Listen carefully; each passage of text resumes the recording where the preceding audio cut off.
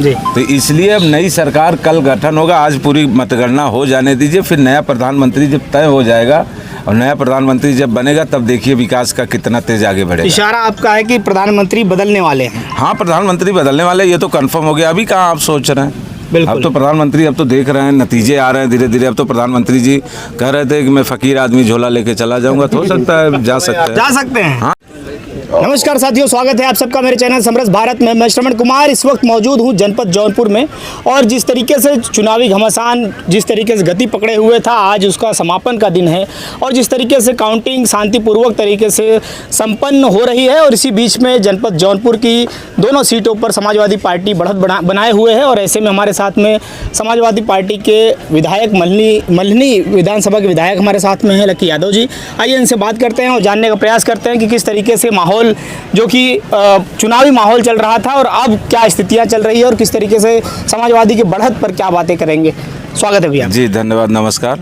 क्या कहेंगे किस तरीके से जनपद जौनपुर की स्थिति, हालिया स्थिति को देखते हुए और वर्तमान समय पर जिस तरीके से समाजवादी पार्टी बढ़त बनाई हुई है? ये जो चुनाव हो रहा था और जिसकी आज मतगणना हो रही है, जनता चुनाव लड़ रही थी और रोजगार के लिए, महंगाई के लिए चुनाव हो रहा था।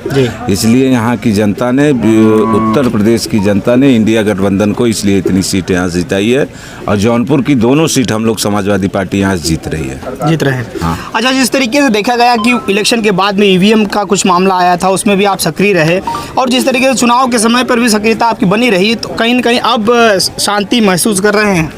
जी, अभी शांति महसूस कर रहे हैं, लेकिन तब तक शांति महसूस नहीं करेंगे जब तक प्रमाण पत्र नहीं मिल जाए। प्रमाण पत्र जब तक नहीं मिल जाए? हाँ, प्रमाण पत्र जब तक नहीं मिल जाएगा तब तक हम लोग यहाँ बैठे रहेंगे।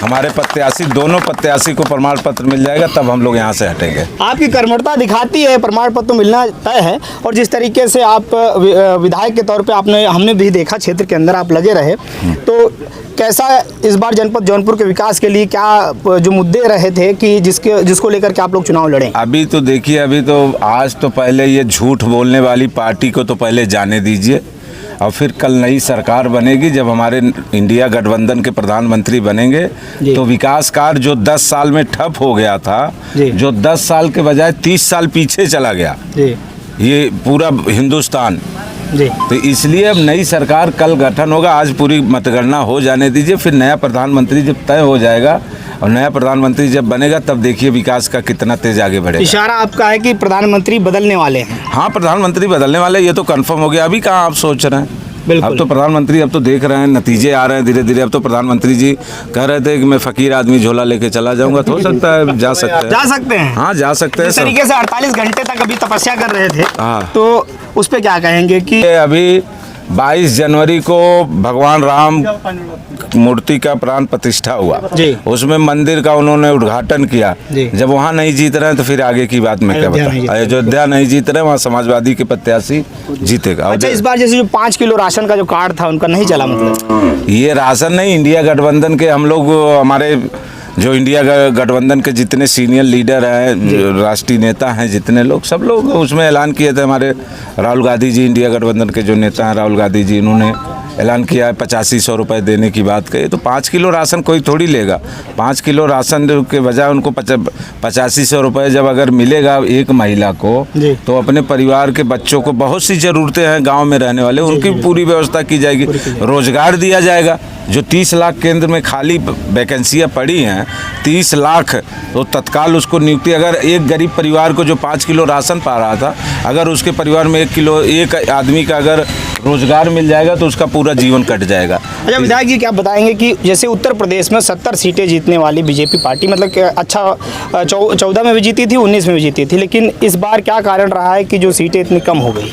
ये कारण भारतीय जनता पार्टी को जाना तय था, और ये जनता चुनाव लड़ रही थी, इसलिए जनता ने उनको यहाँ से हटा दिया। जनता ने हटा? हाँ, जनता ने हटा दिया, और जनता ने मन बनाया था जो ज़्यादा दिन तानाशाही जो करेगा, और जनता के लिए महंगाई, रोजगार, अग्निवीर जैसे नौजवानों के लिए सोचनी, अग्निवीर जैसी योजना को अगर ला देंगे तो ये जनता हटा देगी, उनको जनता हटा देगी। लेकिन जैसा बताया जा रहा है कि यहाँ पर देखा भी जा रहा है, सीटें अच्छी आई है उत्तर प्रदेश समाजवादी पार्टी की। पूरे देश में सबसे ज़्यादा इंडिया गठबंधन की सीटें आई हैं, और इंडिया गठबंधन के सरकार बनाएंगे। तो क्या देखना चाहते हैं कि अखिलेश भैया यहाँ किस पद पर जाएं? अब ये तो कल तय होगा, ये हमारे सीनियर नेता हैं, वो लोग तय करेंगे, उसमें हम नहीं बोल सकते। तो देखिए हमारे साथ में क्षेत्र के विधायक हैं मल्हनी के, और पूर्ण रूप से अपना समर्पित होकर के उन्होंने बाबू सिंह कुशवाहा जी का यहाँ पर समर्थन किया और मतदान करवाया। और जिस तरीके से अभी भी लगे हुए हैं कि जब तक प्रमाण पत्र नहीं मिल जाता तब तक हम डटे रहें। आशाएं हैं कि बाबू सिंह कुशवाहा यहाँ चुनाव जीतने के बाद में जनपद जौनपुर के विकास के लिए अपनी आवाज़ सदन में उठाएंगे और यहाँ का विकास जरूर करेंगे। फिर मिलते हैं साथियों किसी नेक्स्ट वीडियो में।